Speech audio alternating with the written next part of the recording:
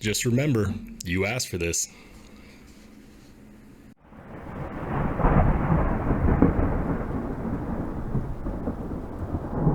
Do you ever feel like knife reviewers only ever say good things about knives?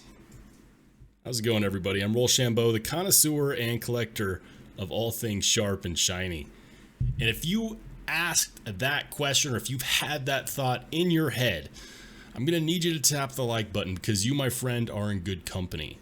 You see, when I started this channel, I never had the intent of only talking about knives that I liked. It just happens to be that when I spend my own money or when I reach out to a manufacturer, I'm going to ask for knives that I think I'm going to like, because it's just more fun to make a video about something that I think is cool than something that I think is garbage.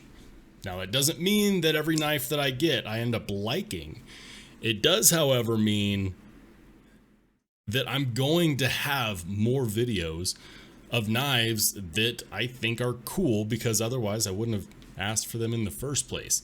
It doesn't mean that they're all great. That's kind of the point of Grail or Garbage, is so that I can systematically and categorically rank and review knives to offer you guys the context that the knife community is dearly lacking.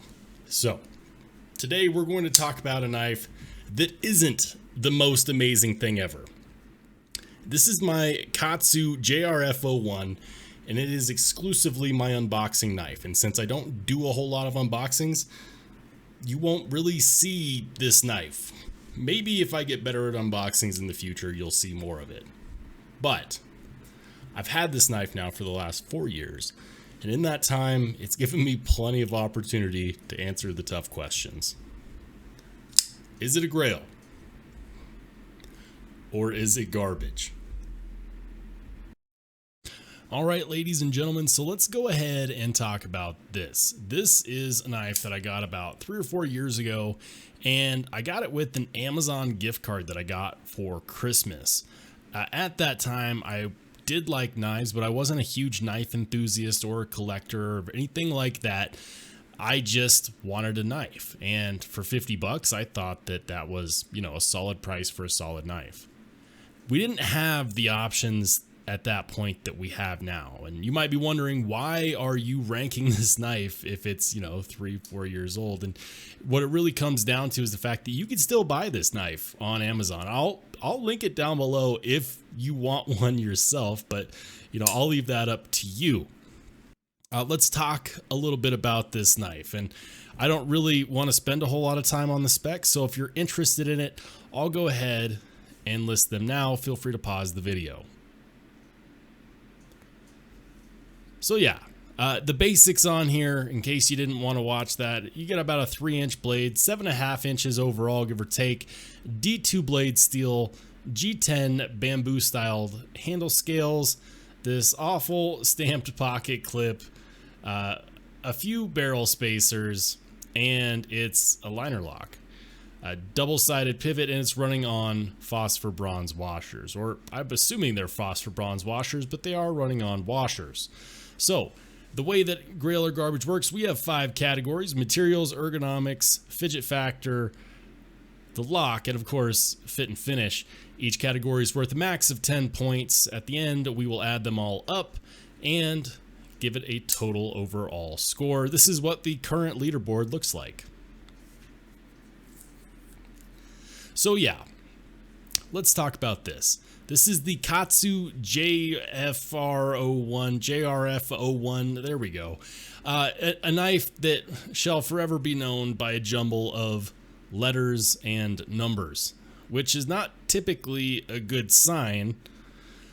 But yeah, so let's talk about this. With materials, I always weigh the ranking of materials against the price, and $50 is definitely in the budget range. However, you don't get anything too special with this. You get, stamped pocket clip, shadow box steel liners, bamboo style G10 handle scales, and D2. I can get these same materials on a knife that cost half as much these days. And it's not really all that impressive to me. I don't really have a whole lot of love for these materials specifically. So for those reasons, we're going to go ahead and rank this a 5 out of 10 for materials. Next up is ergonomics. How does it feel in the hand? Is it comfortable? Is there any hot spots? Does it make sense ergonomically? Is it something that you have to really struggle with to hold? How does the pocket clip feel? Well, let's talk about that pocket clip for a second, because it is part of the ergonomics. It affects how it sits in your pocket, and also it can create a hot spot. While the design of that clip itself isn't super aggressive, and I'll see if I can get that to focus.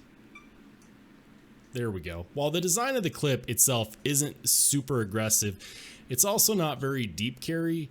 In fact, it's not deep carry at all. You see this line right here that actually demarks the amount of handle skill you have sticking out of your pocket, which is that much. And that's not necessarily that great. Now, as far as the design of the clip is concerned, as far as the feel in the hand, it does kind of stick out a little bit here at the top. And so if you're really bearing down on this, which is actually hard to do, which I'll get into, if you're really bearing down on this, you do feel it. That clip does stick out, and while it looks like it might be flimsy, it's actually very stiff. So that tip will kind of dig into your hand. As far as hand placement itself, they gave you a rectangle. And they gave you a little bit of jimping here on the flipper tab, but you kind of have to hold it back here to get any use of that jimping in this configuration, which, you know, for large to extra large hands, it's not going to necessarily feel very good. Now, they do have something going for it here at the top, and that is a crown spine, which definitely looks good and it feels good on the hand, but you don't really get any purchase with your thumb back here, and it could be dangerous trying to get too much leverage out of your thumb. It is going to be good for those draw cuts because it is a reverse Tonto style, Warncliffe style blade, and yeah, the grip itself isn't super uncomfortable. It's going to be the same whether you're holding it ice pick or saber, but it's also nothing to write home about. And because of that, the issue the pocket clip gives you, and because there's no extra jimping here on the spine of the blade at all for more controlled cuts, even though that spine is crowned, it's not the greatest for ergonomics. In fact, it's not very good at all. It's going to be getting a 5 out of 10 for ergonomics. Next up, we have the Fidget Factor. Is it something that you want to play with? Is it comfortable to do it for long amounts of time? Is it going to leave your fingers feeling sore? Well, you know what? We need to talk about this. This knife is my gateway knife into knives, primarily because I didn't actually enjoy how it deploys. It's taken me a long time to be able to actually front flip this because there's little to no detent at all. And I'll show you what I mean. If I go ahead and put this all the way, you have to put it almost all the way down before that detent sucks the blade in, and it's very, very weak. Because of the size of that flipper tab, it's hard to do the regular tricks with. In fact, you can't even really do that. I mean, you have to, you know, it's almost better to slow roll it, which for a front flipper is not a good thing. It is what it is. At the end of the day, I don't really recommend fidgeting with this at all, because in your attempts to get a satisfying flick out of it, you're actually more likely to cut yourself, which I've done with this knife several times. And so for those reasons, this gets a all-time low of 2 out of 10 for Fidget Factor.